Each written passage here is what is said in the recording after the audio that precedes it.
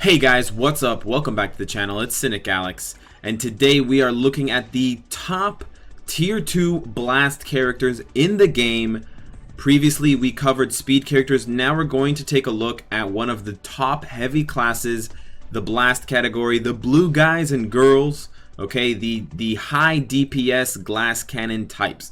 Now before we jump into the actual ranking, guys, I do want to let you know that there was some confusion in the last video. Green Goblin was missing. He was wearing a uniform, unfortunately. The idea for this video is to look at all of the characters natively with their tier 2s, not including their uniforms. So for example, while Baron Mordo does have a uniform that changes his typing to speed, he was not in the speed video. He will be in today's blast video because I took a look at all of the different uniform that changes class, like Visions, like Mordos, like Green Goblins, like Deathlocks, Red Skull. There's more.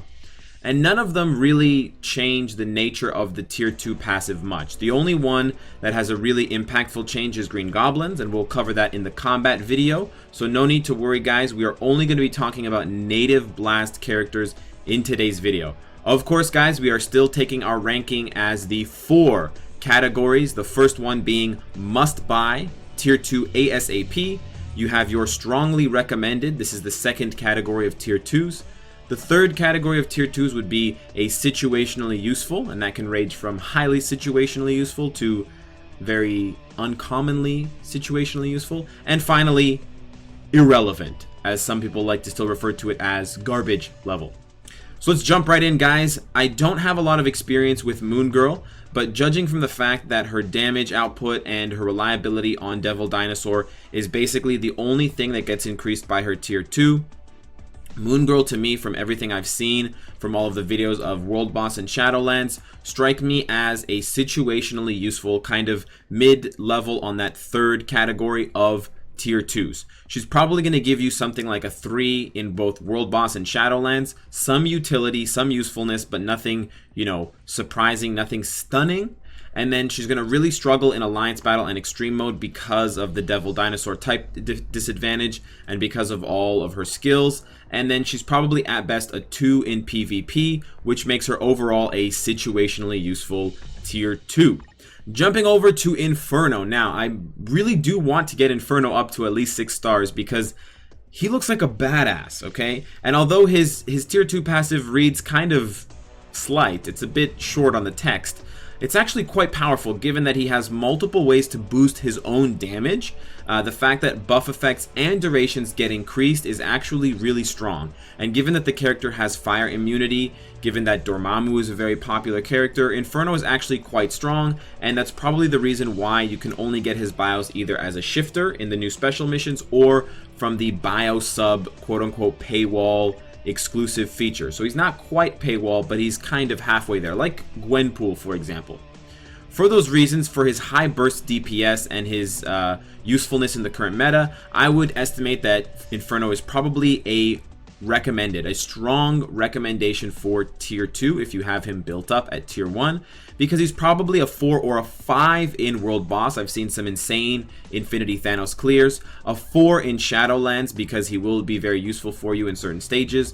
A 2 in Alliance Battle and Alliance Battle Extreme, maybe a 3 best case scenario, and then potentially a 2 or a 3 in PvP, depending on how the meta shakes up in the future.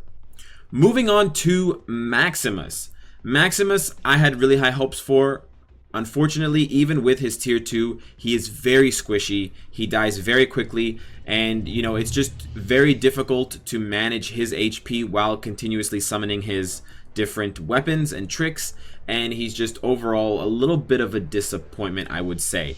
Because of those reasons, because of the fact that his summons just aren't that tanky and he himself is very fragile, he's only a situationally useful tier 2 character to ascend. The reason being is that his clones or his summons have different typings, so it's really difficult to take advantage of his blast category because he is the only one that fits that mold. His evil tricks are combat, and then I believe ultimate weapon is universal. So because of these reasons, Maximus is probably only at best a 3 in world boss. He does need a lot of help. Again, a 2 or a 3 in Shadowlands because of that typing change. It makes it kind of awkward to find a stage for him. He may excel a little bit in Rumbles, and then he's just, you know, a 1 or a 2 in Alliance Battle and PvP at the moment. Next up, Chicilia, a character that I have given a lot of crap to in the past that I've recently tried to warm up a little bit to. He does tend to rely on Mystical Avalanche to deal the bulk of his damage, but his tier 2 is very strong. He gets this kind of accumulated damage bonus, similar to Sharog's 3rd star skill and Black Panther's tier 2 and other things like that. He does have a lot of text here, and basically what it means is when he attacks, there's a chance to trigger something that's just going to ramp up his damage for 10 seconds, which is fantastic. It makes his deadliest attack even more deadly.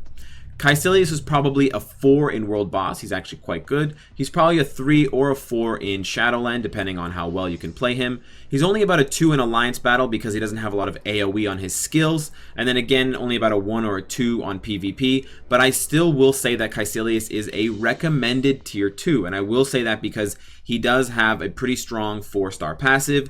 It is interesting the fact that he scales with energy damage but does physical damage, which does lend himself some flexibility, especially with Reflect being present on a lot of meta teams.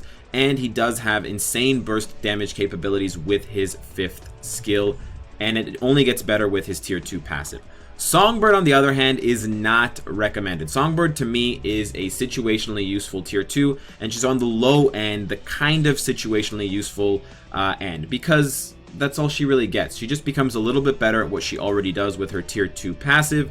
She gets a little bump in damage, but it's not enough, and 1 second increase to the duration of her snares never made an impact in the meta the way that we thought it might. It doesn't make her shine in PvP at all. Even manually played in timeline, it is difficult to get things off because there's a lot of CC reduction effects going on. So, you know, Songbird is only going to be about, at best, a 3 in World Boss.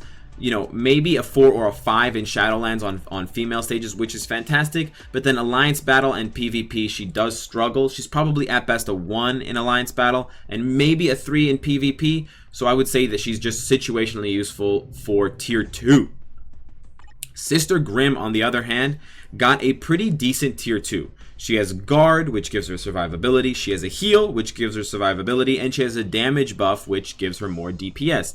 However, it is tied to her Rock and Roll skill, which is not her strongest ability. Her strongest ability in terms of, you know, damage is either Punish at close range or Avian Fury at range. And then she does rely on her summons to deal consistent damage to the opponent. So because of that, and because of her weak leadership and the fact that she's still quite fragile with her tier 2, Sister Grimm is only situationally useful. She is a pretty strong World Boss and Shadowland character, ranking in at, I would say, 4 out of 5 for both World Boss and Shadowland.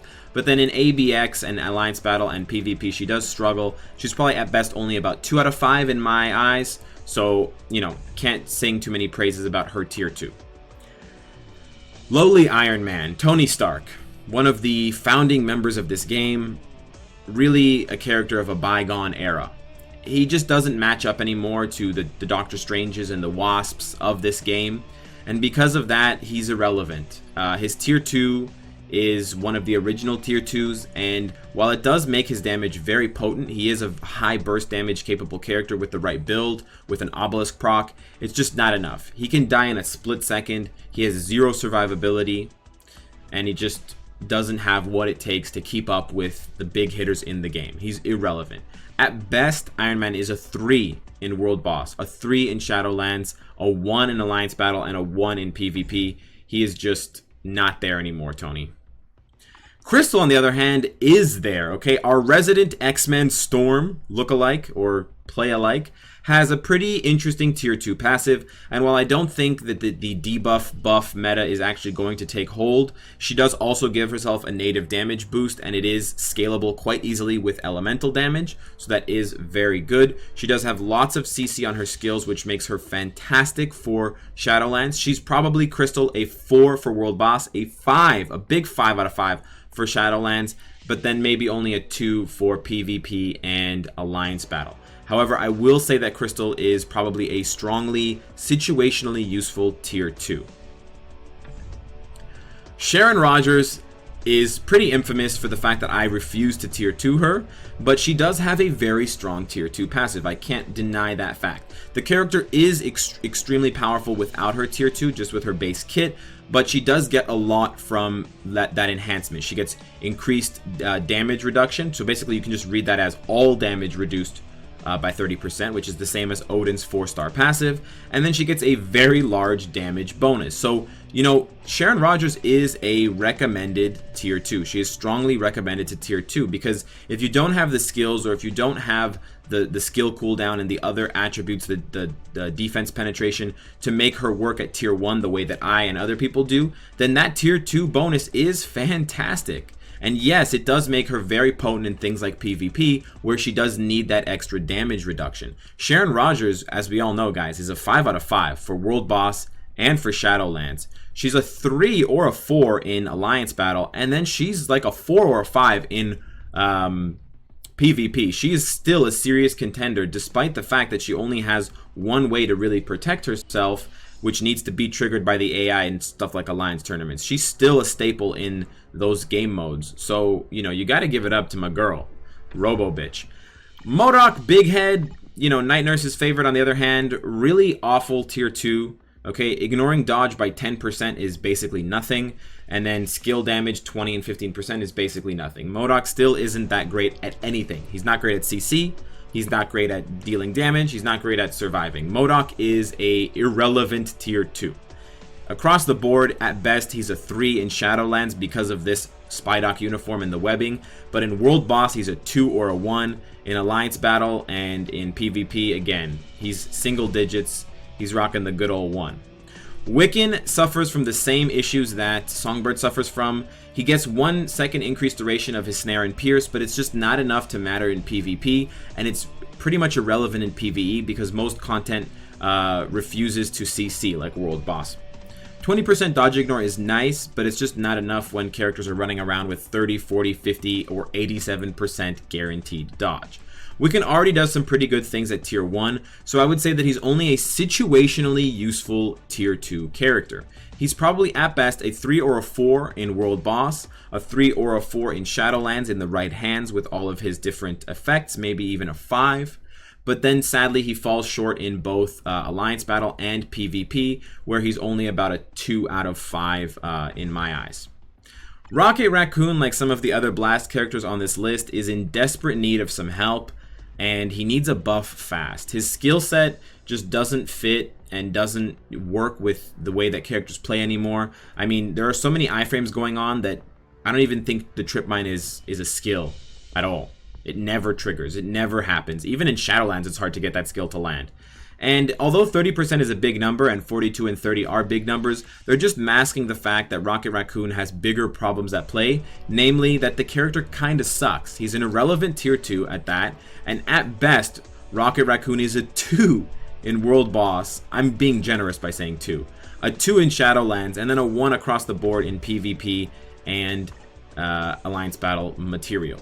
Red Skull, like Rocket Raccoon, also struggles from the same thing. His Legion of Hydra, which are the summons, are actually better with the Blast than with the Speed because he has better base stats as a Blast character than as a Speed character with his uniform, even with the 10% stat gain. Maybe if you have a Mythic Secret Wars uniform, that's a different story, but at the base level, it's probably better to take him in as a Blast. But 40% of anything is still pretty damn low, so even with all these bumps and even with the increased damage to superheroes, it's just not enough to make this a relevant tier 2. This is an irrelevant tier 2 passive for the king or the master of Hydra. Red Skull at best is a 2 or a 3 in World Boss. Again, the same thing, 2 or a 3 in Shadowlands, and then a paltry 1 in Alliance Battle and PvP. Lash is a character that's interesting to me because he does have a pretty strong tier 2 passive. 4 seconds of damage immunity, huge damage buff, 60% and 45% are some of the highest numbers for a tier 2 passive, and his skill that triggers those effects, Disintegrate, only has a 4-second cooldown at maximum skill cooldown. So you can have that immunity up almost all the time, and this is a very strong skill because it reduces their all defense. So there's a lot of synergy going on. Reduce their defense, make yourself immune, and boost your own damage to keep cycling Disintegrate. However, Disintegrate itself is not a very strong skill. It doesn't deal a lot of base damage. So if you're stuck using a low DPS skill, you're not going to get anywhere, even with a pretty crazy tier 2 passive. I want to say that Rage Trigger is a better tier 2 passive. I want to say that this is strongly recommended, but because of Lash's kit, it's just not. Lash is pretty good in Shadowland because he has stuns and because he can do a lot of damage to mobs. He has lots of AoE and he's got a good leadership, but outside of that, he really struggles to find any kind of prowess.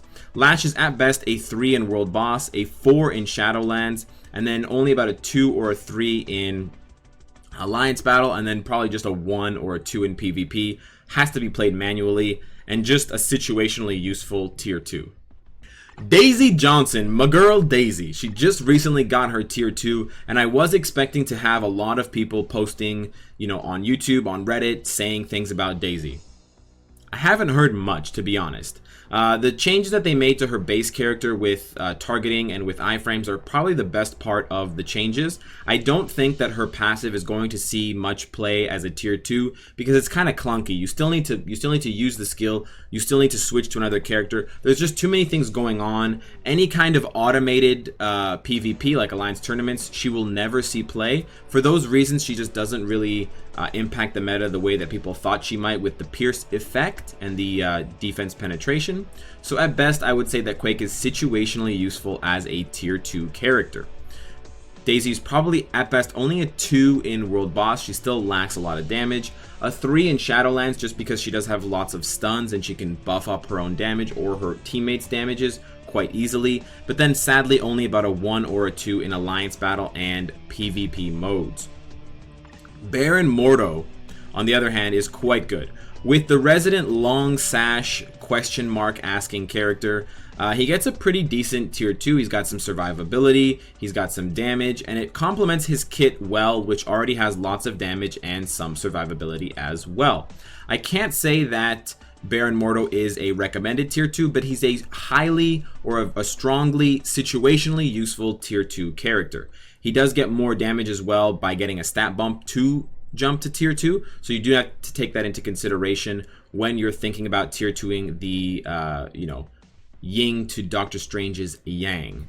Baron Mordo is at best a 4 across the board in both Shadowland and World Boss, which is nothing to chuckle about. A 3 in Alliance Battle, he's really not too bad, but then only about a 2 in PvP scenarios because his stuns don't really proc that often. Lincoln, our resident haircut master, did get a tier 2 recently, and despite the fact that resist lightning is an absolute joke, the rest of his tier 2 is not bad at all, but it doesn't really address any of the issues. It doesn't change the way that Lincoln plays as a character, and it still leaves him in that category of useful in certain situations, which equates to situationally useful.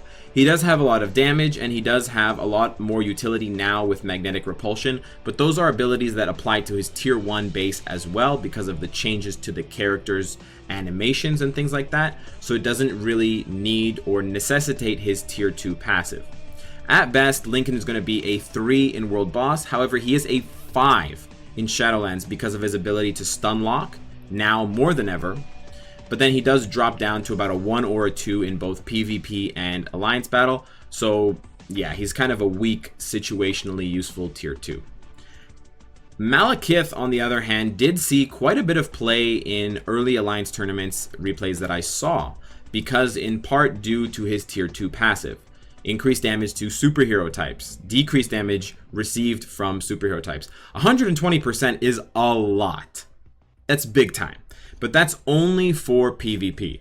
So because of that, and because of the fact that you do need his uniform to make the most out of this character, and because of the fact that some of his skills are very inconsistent in their damage, like Ether Bolt sometimes does crazy numbers, sometimes does paltry numbers, he's only a highly situationally useful tier 2. At best, he's only about a 3 in world boss because there are no villain or superhero world bosses yet. They're all villains right now. He's about a 3 or a 4 in Shadowlands depending on your skill level playing with him, because there are hero missions or hero levels that you can take advantage of him on. And then he's only about a 1 in Shadow or Alliance Battle and Alliance Battle Extreme, but then he does jump up to about a 3 in PvP scenarios. War Machine, like his counterpart Iron Man, sucks. Again, a tier 2 from a bygone era. War Machine is an irrelevant tier 2 at this point in the game. He needs a lot of help. War Machine is at best only a 2 in both Shadowland and World Boss. He's basically just there for his leadership. And then he's a 1 in Alliance Battle and PvP. This man needs help. Yellowjacket, however, does not. And with Yellowjacket, we see another strongly recommended tier 2. I do think that there is a very good argument to be made for tier 2ing Yellowjacket as a strong blast character. He has the supervillain tag, which is super important for Shadowlands. He has a very underrated and yet powerful tier leadership passive. And his tier 2 is fantastic. Lots of survivability, lots of damage output, crazy numbers he can put up, and it increases his bounce back, animationally, awesome 4-star passive. I really like Yellowjacket as a character. I really like the Power Rangers, and I really like his tier 2 passive. I cannot say enough of how I think it's great. I think it perfectly fits the character, and Yellowjacket is very strong on his own. Against world bosses, Yellowjacket is a 5. He is a world boss killer. He's about a 4 or a 5 in Shadowlands. He's fantastic against single bosses, especially Iron Fist and Luke Cage and Venom and things like that. Unfortunately, he struggles with groups and mobs, so he isn't as good in Alliance Battle. He's only about a 2. And then I would say he's about a 2 or a 3 in PvP. And who knows, in the future he might, regain his former dominance. Yellowjacket used to be the main piece of the Team Pym timeline battle nightmare to terrorize people with his Fear of the Sting leadership. So maybe we're in for another bout of that in a future patch. Ironheart, the new Iron Man, the new and improved Iron Man, actually has a very strong tier 2 passive. When she's attacking, which is very good because she can manipulate her iframes and attack from safety to trigger this effect, she heals, she gets survivability with guaranteed dodge, and she boosts her damage for 10 seconds. Now that's on a 15-second cooldown, so there's about 5 seconds of buffer time, but she does have a 5-second immunity, and she does have about 3 seconds worth of an iframe in barrage fire, so there's more than enough time made up for the lap or the gap between model prime armor's trigger and cooldown. Very, very strong tier 2 passive. I would say that Ironheart does have a strongly recommended tier 2. If you are going to build her up, it is pretty useful to take that next step to go to tier 2. She's just going to become more of a beast. She's already quite good at doing, World Boss and Shadowlands. I would say she's got a 5 in World Boss and a 4 in Shadowlands. But if you don't have good cards, or if you want her to shine even more, this is a very good tier 2 passive. It covers basically all of the bases that the character could need to have covered with a tier 2 enhancement. She's only about a 2 in Alliance Battle and PvP, but that's okay. There are other options. Starlord, on the other hand, is probably one of the best Guardians of the Galaxy, but still not very good. At best, I think that his tier 2 is situationally useful. It does give him a lot of damage increase. I mean, a lot, but it just doesn't help the character enough. He's still very vulnerable to damage. He's still very squishy, and at best that makes him situationally useful, especially for his insane leadership. Starlord is probably about a 3 in both World Boss and Shadowlands, and then only about a 2 in Alliance Battle and PvP. The last tier 1 character on my list, guys, that I have, at least at tier 1, is AncientOne. Now, there was a bit of a fuss when AncientOne originally came out with the tier 2 passive, because the way that it reads, it sounds like all damage gets increased by 25%. They did, however, edit that to reflect the actual truth, which is all elemental damage. That's fire, cold, mind, lightning, and poison. Not regular damage. Thank you for slamming the door. So because of that, it's just pretty situationally useful. It's not strongly recommended. AncientOne is a great character and does a lot of good utility skills, healing, invisibility, team up bonuses. Ignoring target dodge rate by 25% added to the whole team is very good. It's a little bit better than Ronin's tier 2 passive, but it's just not enough for this meta, and it's not enough to push Ancient One into that second category, that recommended category. Ancient One, however, is a pretty good character on her or his own. Ancient One is probably about a 4 against world bosses, a big 5 in Shadowlands, being able to solo combat rumbles with all the Hulks, which is notoriously painful, but then only about a 3 or a 2 in PvP and alliance battle situations.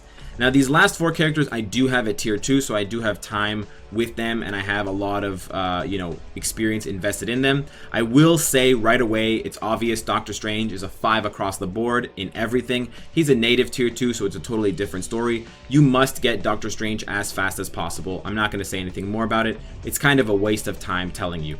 However, Phil Coulson is a new addition to the tier 2s. And wow, his tier 2 is quite interesting. Applying to all hero allies, so this doesn't apply to the likes of Dormammu, Thanos, etc. He gives a huge damage buff to supervillains. 45% is a additional multiplier, so it works the same way as She-Hulk's leadership. So he basically almost has a multiplier compared to She-Hulk's leadership built into his tier 2 passive, which is very strong. Guaranteed crit rate by 20% is part of Warwolf's tier 2, again, very strong, and 15% damage reduction. So as a support tier 2, Phil Coulson might be the best in the game right now. For that reason, you have to say that he's strongly recommended. Now, he is strongly recommended, but it comes with a little bit of a caveat, because Phil Coulson himself is actually not that strong. Even at tier 2, he does still struggle to clear World Boss, to clear Shadowlands, partly because, at least for Shadowlands, his clones are Blast and Speed type, so it kind of conflicts because you have the trifecta, and then at least 2 of them are going to be doing reduced damage, if any damage. However, in Alliance Battle, he is super important to support Doctor Strange and to get those high scores. So I do have to say that he's strongly recommended, and he does have a very strong tier 2 passive, just on paper. But it does come with a little bit of an asterisk. If you're just building up your tier 2 roster, this is not a strongly recommended tier 2. This is just a situationally useful tier 2, much the same as Warwolf's tier 2 and maybe, let's say to a lesser degree, Groot's tier 2. But I will say that it is quite strong. You can probably expect something from Phil Coulson about a 3 or maybe a 4 in World Boss. I would only say that he's about a 2 or a 3 in Shadowlands. He still struggles mightily, and there's a lot of accuracy and target acquired issues that the clones have. They often run and attack the pot instead of actually attacking the enemy, even in one-on-one stages, so it's pretty unruly. And then Phil Coulson's only about a 3 in Alliance Battle because of the utility for Doctor Strange, and then at best a 1 or a 2 in PvP. However, Enchantress is quite good, and I would say that for my experience and in my opinion, Enchantress is a recommended tier 2 character. Now, her tier 2 doesn't do a lot for the character. Guaranteed dodge 18% is not great. The damage increase is good, but she already doesn't do that much damage, so it doesn't see like a huge spike in her DPS. It does, however, make her Maiden's Farewell trigger all the time, 100% chance, as long as the character or the enemy doesn't dodge Maiden's Farewell.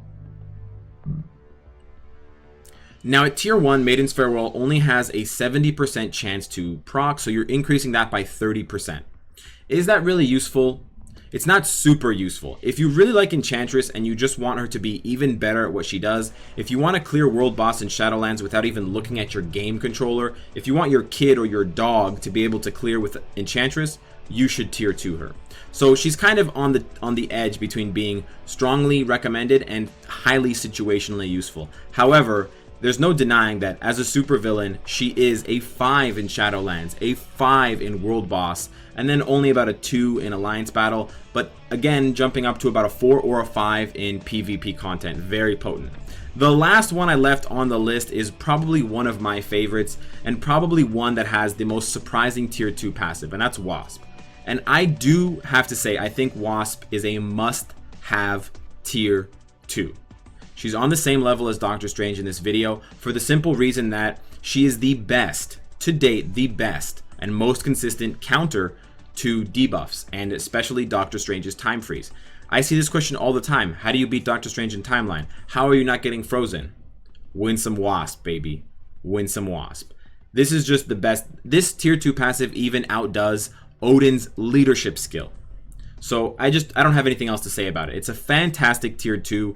It counters so many of the things that are present right now in the meta. It makes CC basically useless for the duration of most fights because they don't last longer than 20 seconds, which is so long, especially because it's only on a 25-second cooldown. So you only have to then dodge for 5 seconds before you can get this again. It's just fantastic. The character also gets a huge bump in her damage from the stat increases from tier 1 to tier 2. So she can hold her own. She can solo world bosses. She can solo high-level teen rumbles by herself. She is an excellent character, and investing in her is not a mistake whatsoever. I would say that Wasp is about a 4 in World Boss, a 5 in Shadowlands, a 3 in Alliance Battle, and then a 5 in PvP. She's just perfect for PvP at this point, and especially in Doctor Strange versus Doctor Strange matchups. Whoever has the stronger Wasp may be the one who wins out in the end. So guys, that's the list for tier 2 Blast characters. Let me know what you think. Let me know who you want to tier 2 next out of the Blast class, who you think might be coming soon as a Blast character like Kid Kaiju or others, maybe Storm. And of course guys, if you like what you see, I hope to see you again tomorrow. Take care.